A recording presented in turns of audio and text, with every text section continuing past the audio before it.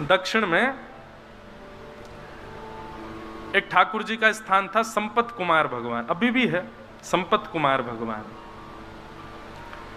तो संपत कुमार भगवान जो थे, कोई मुगल शासन के समय पर कोई मुगल गया और मुगल जाकर के जैसे ही मंदिरों में जाते थे तोड़ फोड़ मचाने के लिए, तो मुगल जैसे ही वहां गया,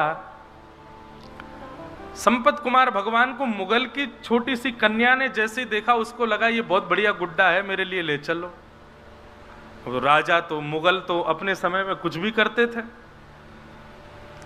और बेटी की प्रसन्नता के लिए संपत कुमार भगवान को मंदिर से निकाल करके वो दिल्ली ले आए, और बेटी अपने पास रखती, ये मेरा गुड्डा है, उसी को नहलाती खिलाती पिलाती, उसी के संग रहती। वो तो साक्षात ठाकुर जी हैं। एक दिन रात्रि में रामानुजाचार्य जी शयन कर रहे थे, संपत कुमार भगवान स्वप्न में प्रकट हो गए। प्रकट होकर बोले, तुम आराम फरमा रहे हो, आनंद कर रहे हो, और यहाँ पे हमको ये मुगल लोग ले आए हैं गुड्डा समझ करके, इनकी बेटी हमारे संग में ऐसे खेलती है जैसे गुड्डा गुड़िया का खेल। ठाकुर जी रामानुजाचार्य जी बोले, भगवान आज्ञा करो, क्या करें? बोले आज्ञा क्या करें, जल्दी आओ, हमको लेके जाओ यहां से। तो रामानुजाचार्य जी अपने हजारों शिष्यों के साथ दिल्ली आए, और दिल्ली में उस बादशाह के दरबार में जाकर के स्वामी श्री रामानुजाचार्य जी ने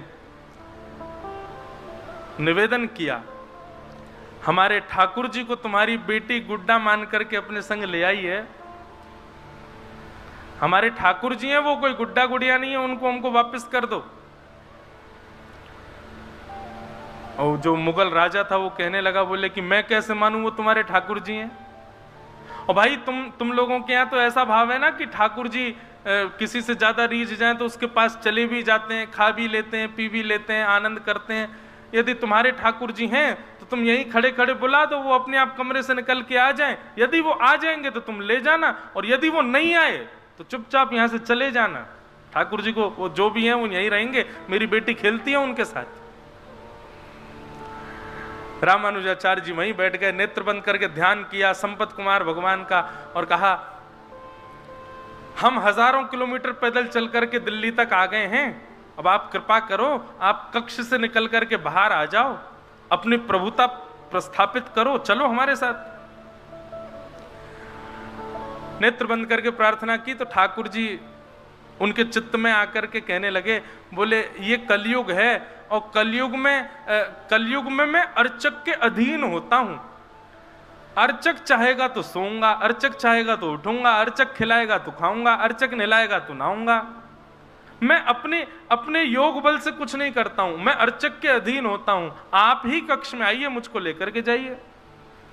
और जब ठाकुर जी इतना प्रवचन सुनाने लगे तो रामानुजाचार्य जी को गुस्सा आ गया ठाकुर जी पे। बोले, हम इतने 1000 किलोमीटर पैदल चल के आ गए, वैसे आपको कुछ भी करना हो तो उसमें कोई विधान नहीं आपका है, बलि के यहाँ जाके 2 पग से 3 लोग नाप लेते हैं, खुद के मन में आ जाए तो कुछ भी करोगे, लेकिन हम कह रहे हैं तो अब आप यहाँ पे आकर के, मैं तो अर्चक के अधीन हूं, वो चाहेगा तो ही चलूंगा, वही चाहेगा तो ही करूंगा, बैठे रहो यहीं पे, हम जा रहे हैं वापस यहाँ से। ठाकुर जी पर जब थोड़ा क्रोध किया तो ठाकुर जी को ऐसा भाव आया कि ये मेरे पिता हैं और मैं इनका पुत्र हूं, और उसी भाव से देखते ही देखते बादशाह के सामने अपने आप संपत कुमार भगवान की प्रतिमा चल करके आई मूर्ति, और कमरा से बाहर आकर के श्री रामानुजाचार्य जी की गोद में आकर के विराजमान हो गए। रामानुजाचार्य जी ठाकुर जी को हृदय से लगाए, बादशाह भी नतमस्तक हो गया, और रामानुजाचार्य जी ठाकुर जी को लेकर के आए, पुनः मंदिर में स्थापित किया, उनका प्राण प्रतिष्ठा हुई। प्राण प्रतिष्ठा महोत्सव के बाद देखा तो वो राजा बादशाह जो था वो अपनी सेना और अपनी पुत्री के साथ द्वार पर खड़ा था। रामानुजाचार्य जी बोले, आप क्यों आए हैं? बोले, महाराज मेरे जीवन में मेरी सबसे बड़ी प्रसन्नता केवल मेरी बेटी की प्रसन्नता, और जब से आपके ठाकुर जी चले गए मेरी बेटी बहुत रोती है, आप कृपा करो भगवान, मेरी पुत्री को एक बार उनका दर्शन करा दो। रामानुजाचार्य जी उस बालिका को दूर मंदिर के दूर से ही, जैसे ही गर्भगृह में बैठे संपत कुमार भगवान को दिखाया, ठाकुर जी के मुख पर मुकुट देख करके, शंख चक्र गदा पद्म चतुर्भुज रूप में ठाकुर जी का दर्शन करके, उस बादशाह की जो पुत्री थी उसने वहीं प्राण त्याग दिए ठाकुर जी को देखते देखते। रामानुजाचार्य जी के चित्त में भाव आया, बोले कि ये ठाकुर जी को नहीं, ठाकुर जी इसको स्वीकार कर चुके हैं। और तभी उन्होंने टर्की अम्बा, वो टर्की का था राजा, तो आज भी दक्षिण में मां को अम्बा बोलते हैं, अम्बा बोलते हैं, तो टर्की अम्बा करके छोटा सा विग्रह ठाकुर जी के बगल में स्थापित किया, उस बादशाह की पुत्री का। और आज भी साल में एक दिन आता है, उस दिन ठाकुर जी का उस कन्या से विवाह होता है, और ठाकुर जी उस दिन पठानी कपड़े पहनते हैं, क्योंकि वो टर्की के बादशाह की पुत्री है। मैं दर्शन तो नहीं किए, लेकिन मैंने कथा सुनी है। तो मैं क्या कहना चाहता हूं, आप संबंध बनाओ, निभाने की जिम्मेवारी ठाकुर जी पे छोड़ो, वो निभाएंगे, और ये निश्चित निभाएंगे। ठाकुर जी बड़े दयालु, ठाकुर जी बड़े कृपालु।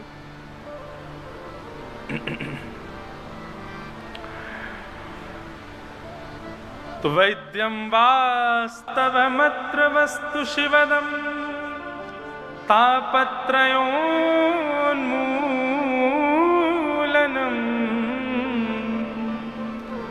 श्रीमद्भागवते महामुनिकृते किं वा परैरीश्वरः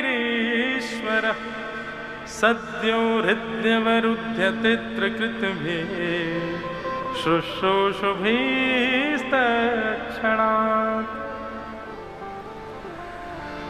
ऐसे श्रीमद् भागवत का आश्रय लेकर के विषय, अधिकारी, संबंध, और चौथा भाव था प्रयोजन।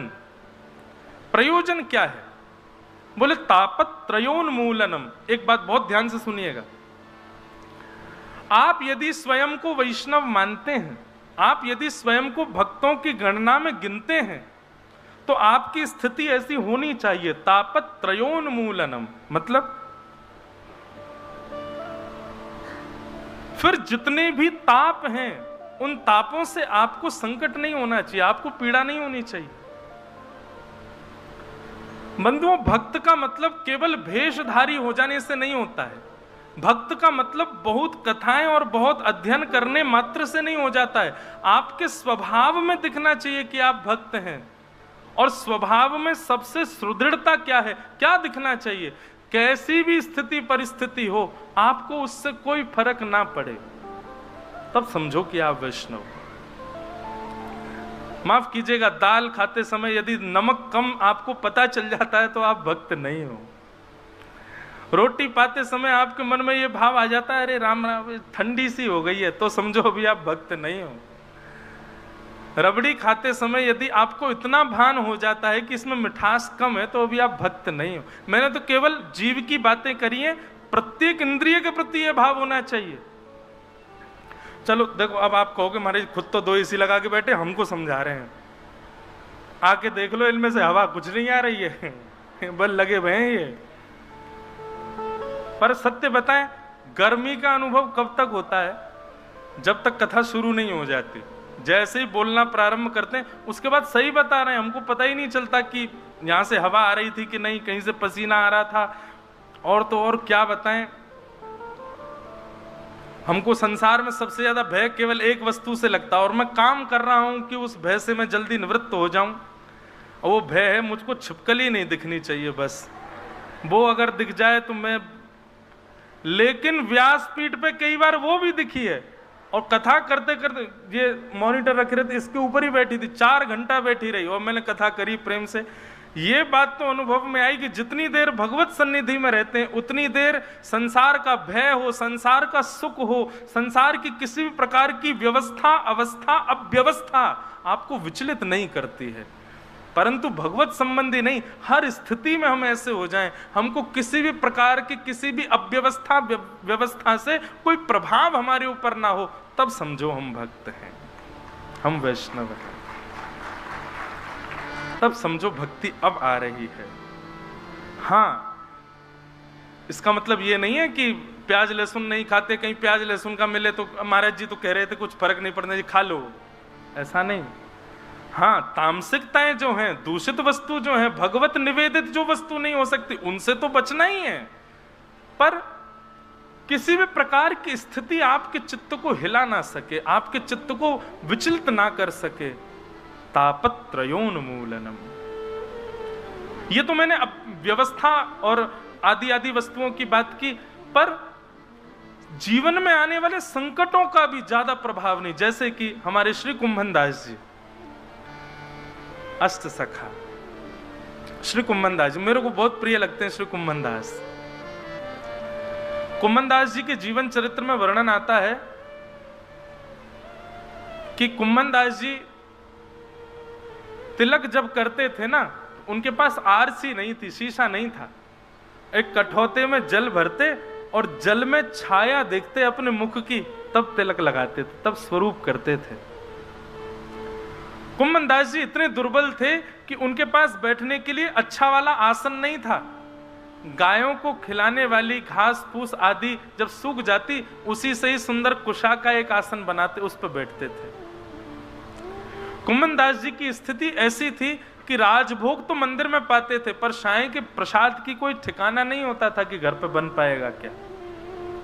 ऐसी स्थिति में श्री कुंभन दास जी थे, लेकिन कभी भी अपने चित्त से ठाकुर जी से शिकायत करी हो कभी नहीं, निरंतर भजते थे ठाकुर जी को।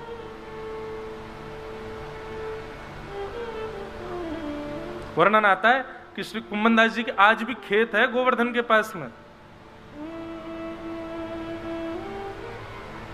तो श्री कुंभन दास जी जब अपने खेत में खेती करते थे, तो कुंभन दास जी तो आगे हल लेकर के चलते थे और पीछे पीछे हमारे श्री गिरधर गोपाल जी हाथ में बीज लेकर के बोते हुए चलते, उछालते हुए चलते कुंभन दास जी के साथ में। वो खेत आज भी हैं गोवर्धन में, जहां ठाकुर जी अपने हाथ से बुवाई करवाते थे। और ये कोई 5000 वर्ष द्वापर पहले की बात नहीं है, इसी कलिकाल में आज से 450-500 वर्ष पहले जब श्रीनाथ जी गोवर्धन में विराजते थे, तब की घटना है। कुंभन दास जी हल जोतते थे और ठाकुर जी पीछे पीछे बीज लेकर के उनके साथ में खेती करवाते थे कुंभन दास जी के संग। अब सामान्य मानवीय दृष्टि से देखो तो कुंभन दास जी के पास में भोजन को अन्न नहीं है, कुंभन दास जी के पास बैठने को आसन नहीं है, कुंभन दास जी के पास देखने को शीशा तक नहीं है। लेकिन भक्त दृष्टि से देखो तो पूरे जगत का जगत नियंता जगदाधार उनके साथ खड़ा है। कई लोग इस बात की भूल कर बैठते हैं, बहुत धनवान व्यक्ति को देख करके कहते हैं इस पे भगवान की बड़ी कृपा है। गलत कहते हो आप, नहीं है कृपा। ठाकुर जी की कृपा धन के रूप में कभी नहीं होती है। ठाकुर जी की कृपा बाह्य दिखने वाली व्यवस्थाओं से कभी नहीं होती है। ठाकुर जी की कृपा आपके स्वभाव से होती है। आपका स्वभाव यदि सुंदर है तब समझो हाँ ठाकुर जी ने कृपा कर रखी है इस पर। इसका स्वभाव देखो, व्यवहार देखो, इसकी बुद्धि की सरलता देखो, सहजता देखो, निर्मलता देखो, तब समझो ठाकुर जी की कृपा है। लोग धनवान हो गए, लोग ऐश्वर्यवान हो गए, लोग सब प्रकार सर्वगुण संपन्न हो गए और कहते हैं ये ठाकुर जी की कृपा। ये ठाकुर जी की कृपा नहीं है। कुंभन दास जी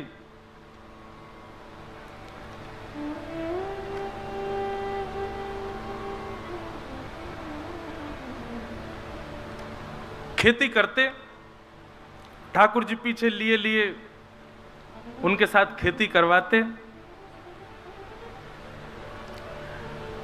इतने में ही साय के 4 साढ़े 4 बज गए और ठाकुर जी के उत्थापन दर्शन का घंटा बजने लगा मंदिर में। ठाकुर जी वहीं खड़े हैं कुंभन दास जी के साथ। ठाकुर जी वहीं खड़े हैं, संध्या का दर्शन का घंटा बजने लगा मंदिर में और कुंभन दास जी हल आदि छोड़ करके दौड़े और कुआं से जल्दी जल निकाला, अपने पांव धोने लगे, हाथ पोंछने लगे, मुख पर जल डालने लगे।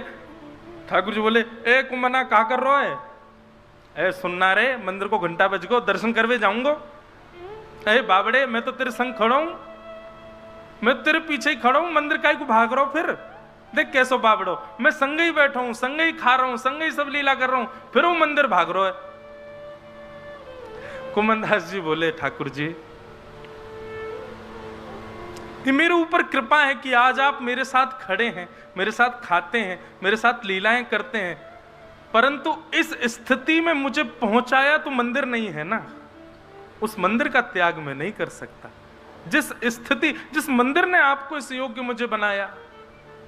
पहले आप नहीं आते थे तब आप मुझे वहीं मिलते थे, पहले जब आप मेरे साथ नहीं रहते थे तब मैं आपको वहीं देखता था, और आज आप मुझे मिल गए तो मैं उस स्थान का त्याग क्यों कर दूं? और दूसरी बात, यहां आप मेरे प्रेम के बल से आते हैं प्रभु, आज आ रहे हैं कल आएंगे इसकी कोई गारंटी नहीं है। पर मंदिर में तो आप आचार्य के आचार्यत्व से प्रतिष्ठित होकर के बैठे हैं, वहां से आप कहीं नहीं जाओगे, इसलिए मंदिर का त्याग मैं कभी नहीं कर सकता। ठाकुर जी संग खड़े तब भी कुंभन दास जी मंदिर भागते कि मैं मंदिर में दर्शन करूंगा। वही श्याम सुंदर जो अभी अभी हल चलवा करके आए हैं, उन्हीं के सामने जाते, किसी में प्रचार नहीं करते कि देखो मेरे संग अभी हल जुतवा के आयो, मेरे संग अभी खेत जुतवा के आयो, ऐसा नहीं कहते। जाते सीधे उसी भाव से दर्शन करते जैसे मानो 4-5 दिन बाद या 4-5 महीने बाद किसी वैष्णव को दर्शन हुआ हो। दोनों भुजाएं उठा लेते, नेत्रों से आंसू गिरने लग जाते, एक खंभ की टेक लेकर के वहीं खड़े खड़े पद सुनाते ठाकुर जी को गा के। कुंभन दास जी गाते हैं, बहुत सुंदर भाव।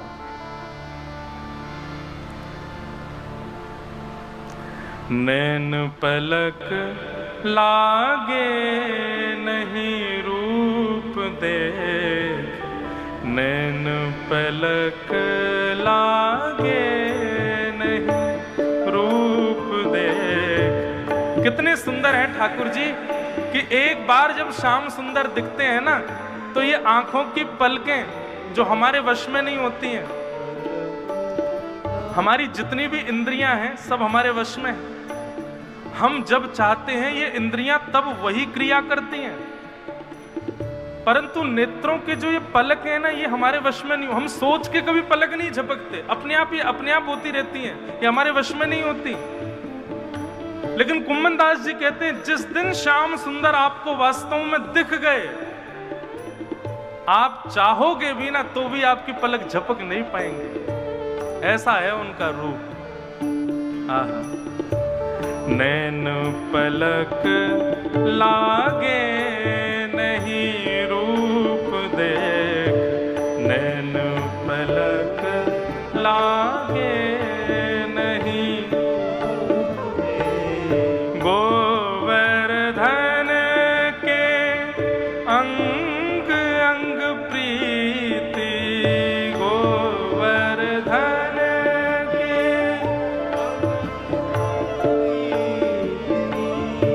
गोवर्धन के अंग अंग प्रति, गोवर्धन के अंग अंग प्रति।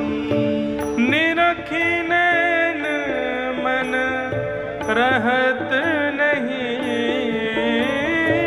निरख नैन मन रहत नहीं। नैना पलक लागे नहीं रूप देख, नैन पलक लागे नैन पलक लागे नहीं रूप देख, नैन पलक लागे। बंधुओं, कभी कभी इन पदों को पढ़ते हैं तो हमको लगता है कि हमने तो दर्शन किया ही नहीं अभी तक। हम राधा रमण जी का दर्शन करने जाते हैं और चंद मिनटों में दर्शन करके फिर निकल भी आते हैं। इसका मतलब क्या है? कुंभन दास जी जिस स्थिति का वर्णन कर रहे हैं, ये स्थिति हमारे साथ तो कभी घटी ही नहीं है। नैन पलक लागे नहीं रूप देख, गोवर्धन के अंग अंग प्रति, निरख नैन मन रहत नहीं। इसी भाव का वर्णन श्री प्रहलाद जी महाराज करते हैं। जब नृसिंह भगवान ने पूछा कि तुमको मेरे रूप से डर नहीं लगता, तब प्रहलाद जी कहते हैं ठाकुर जी मैंने पहले से ही विचार किया था कि जिस दिन आप आओगे, आपके पैर के नख से लेकर के आपके मुख तक एक एक रों का दर्शन करूंगा। पर क्या करूं भगवान, जब से आप पधारे हो ना, मेरे नेत्र आपके पैरों से ऊपर जा ही नहीं पाए। मैं जब से आप आए हो आपके चरणों को ही देख रहा हूं ठाकुर जी। आपके चरण ही इतने सुंदर हैं कि उनसे नेत्र में हटा नहीं पा रहा हूं। या तो बंधुओं हम लोगों ने अभी तक ठाकुर जी को देखा नहीं है, हमारी स्थिति वैसी भई नहीं है। अगर है जाती ना तो ये पद जो हम गा रहे हैं ये हमारे साथ घटता।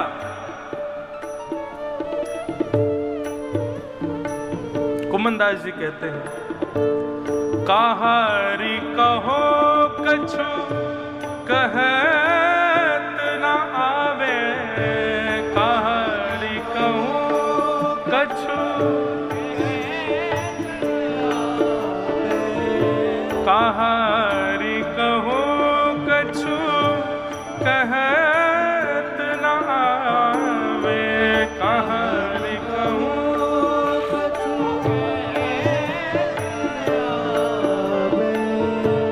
चित चुरायो वह मांग दही, चित चुरायो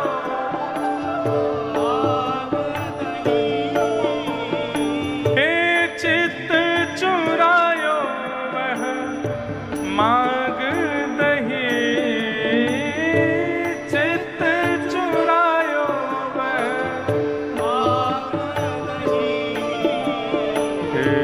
नैन पलक लागे नहीं रूप देख, नैन पलक लागे नहीं, नैन पलक लागे नहीं रूप देख, नैन पलक लागे।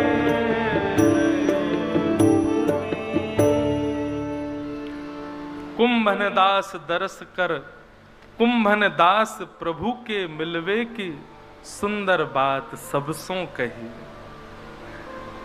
5 मिनट पहले ही जो क्रीड़ा करके आए हैं ठाकुर जी, उन्हीं ठाकुर जी का वही श्रृंगार है, वही स्वरूप है, वैसे ही सब कुछ है।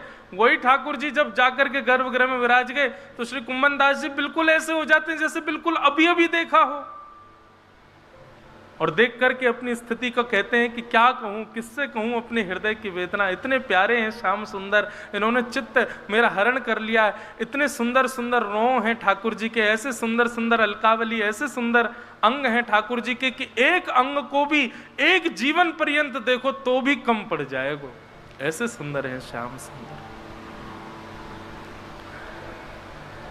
कुंभनदास जी का प्रसंग हमने क्यों उठाया था?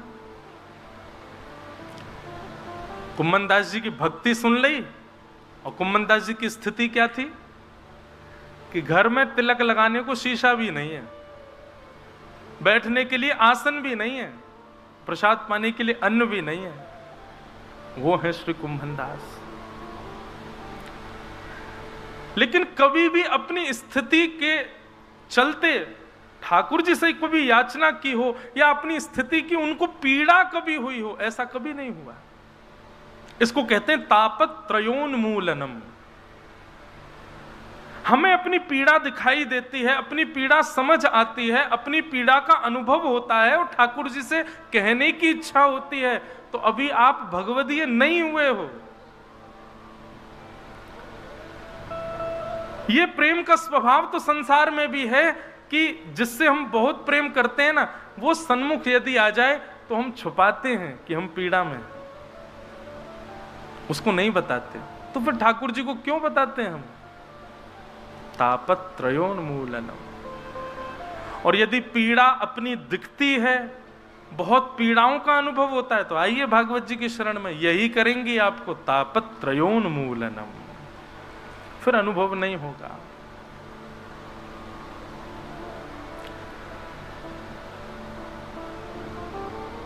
यह भागवत का चौथा लक्षण है, प्रयोजनम तापत्रयोन्मूलनम।